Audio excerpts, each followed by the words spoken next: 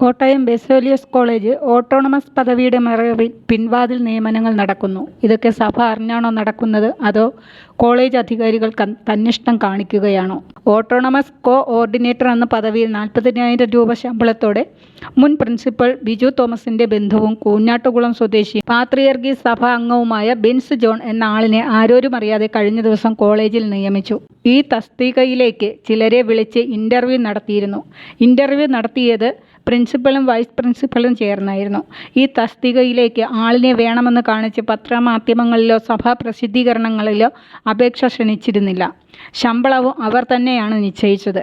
സ്വന്തം ഡിപ്പാർട്ട്മെന്റായ ഫിസിക്കൽ എഡ്യൂക്കേഷനിൽ മറ്റൊരു ബന്ധുവും പാത്രിയർഗീസ് സഭാ അംഗവുമായ എൽവിൻ രാജു എന്ന ആളിനെയും നിയമിച്ചു. മാനേജ്മെന്റിലെ മറ്റ് ഗസ്റ്റ് അധ്യാപകർക്ക് 10,000 താഴെ ശമ്പളം മാത്രമാണ് നൽകുന്നത്. ആ സ്ഥാനത്താണ് ഈ ബന്ധുവിന് 25,000 രൂപ നൽകുന്നത്.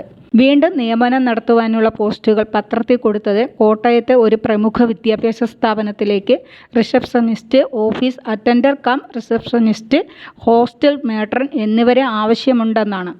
കോളേജിൻ്റെ പേരോ ഫോൺ നമ്പരോ കൊടുത്തിട്ടില്ല. പരസ്യത്തിൽ നൽകിയത് ഒരു ഇമെയിൽ അഡ്രസ്സ് മാത്രം. ഇതൊക്കെ സഭ അറിഞ്ഞിട്ടാണോ എന്നാണ് വിശ്വാസികളുടെ ചോദ്യം.